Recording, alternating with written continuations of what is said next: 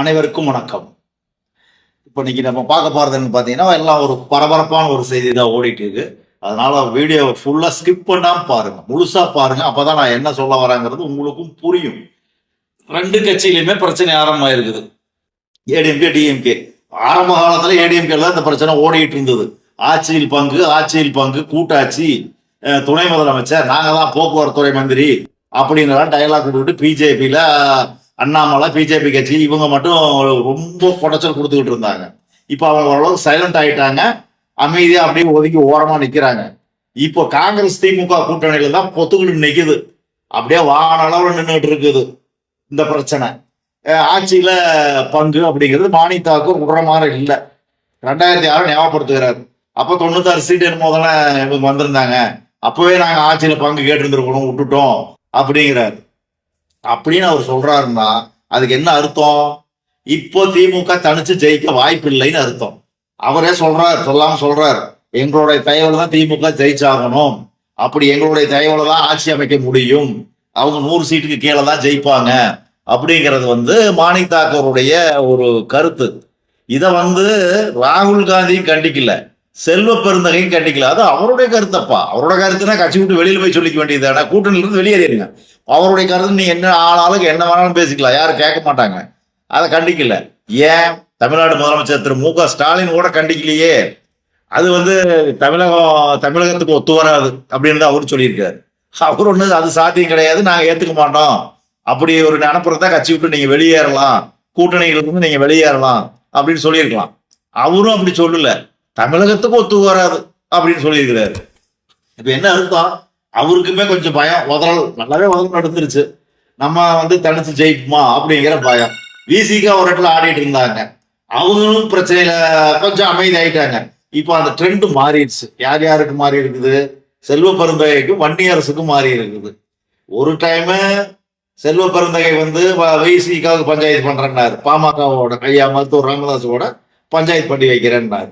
இப்போ அத வன்னியரசு எதிர்த்து பேச, எனக்கு ஒண்ணு நீ பஞ்சாயத்து பண்ண வேண்டாம், உங்களோட கட்சி நீ பஞ்சாயத்து பாரு. அது உண்மை தான், 4 ஆளுக்கு பொறுத்து பேச ஆரம்பிச்சுக்காரு. இப்போ மாணிக் தாக்கூர் பஞ்சாயத்து பண்ணணும்ல, பண்ணித்தான் கூட பண்ண முடியல, பேச முடியல.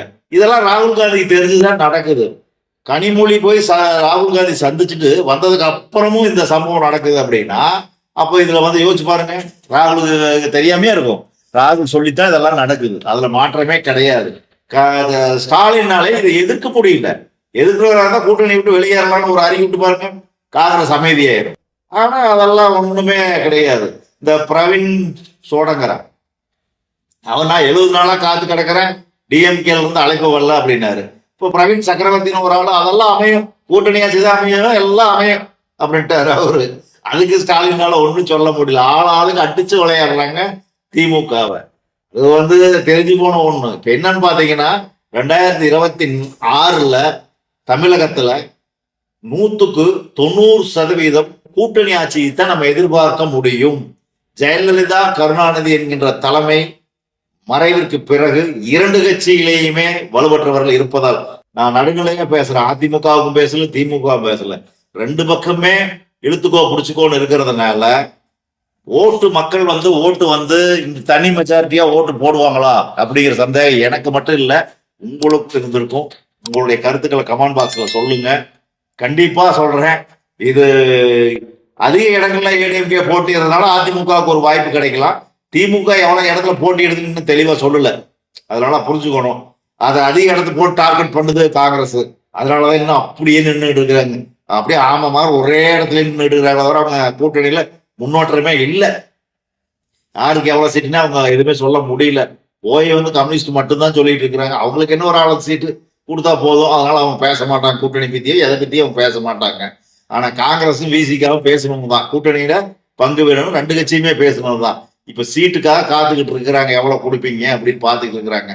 உடனே கொடுத்தா கட்சி விட்டு வெளியேறி தாவேக பக்கம் சாஞ்சிட்டா என்ன பண்றதுங்கிறதுக்காகத்தான் ஸ்டாலினை இழுத்துக்கிட்டு இருக்கிறாரு. அப்ப என்ன, ஸ்டாலினுக்கு ஒரு பயத்தை உருவாக்குது. தனிச்சு போட்டிட்டு நம்ம வெற்றி பெற முடியாது அப்படிங்கிறது கலைஞர் காலத்துல இருந்தே ஒரு வரலாறு. அது திமுக தனிச்சு போட்டிக்கிட்டா வெற்றி பெறாது, யாராவது ஒரு துணை கூட வேணும். விடுதலை சிறுத்தைகள், காங்கிரஸ் இப்படி வச்சு போட்டிக்கிட்டு தான் அது ஆட்சி அதிகாரத்துக்கே வந்திருக்குது. தனிச்சு ஒரு நாளும் அது ஆட்சிக்கு வந்ததில்லை. அந்த ஸ்டாலினுக்கு நல்லா தெரியும். அதனால இப்பவும் அந்த கணக்குல தான் ஸ்டாலின் இருக்கிறார். அதனாலதான் காங்கிரஸை வந்து அவர் கடுமையா விமர்சிப்பது இல்லை. நல்லா புரிஞ்சுக்கணும். அது அப்படியே வச்சு மெயின்டைன் பண்ணி கடைசி நேரத்துக்கு ஏதோ ஒரு சீட்டை கொடுத்து ஒப்பேத்திக்கலாம். வேற வழி இல்லாத அப்ப கூட்டணி ஆட்சியே சம்மதம் தெரிவிச்சிடலாம் அப்படிங்கிற இடத்துலலாம் அவரும் இருக்கலாம். அதனாலதான் ஸ்டாலின் சொல்லியிருக்கிறாரு, அரசியலை தாண்டி ராகுல் எனக்கு சகோதரன் அப்படின்னு முதலமைச்சர் ஸ்டாலின் சொல்லியிருப்பாரு. எல்லாம் எது என்னை விட்டு போயிடாதீங்க அப்படிங்கிற மாதிரிதான் அப்படி ஒரு பிட்ட போட்டு வச்சுட்டு இருக்கிறாங்க. இவர் இப்படி சொன்னார்னா இன்னும் மாணிக் தாக்கூர் நாளைக்கு பாருங்க வேற மாதிரி பேட்டி கொடுப்பாரு. இது கண்டிப்பா நடக்கும். ஸ்டாலின் பயந்துட்டாருங்கிறது மாணிக் தாக்கூர் முடி கொண்டு வரணும், அடிப்பாங்க, அடிச்சு ஆடுவாங்க. இது தொடர்ந்து நடக்கும்.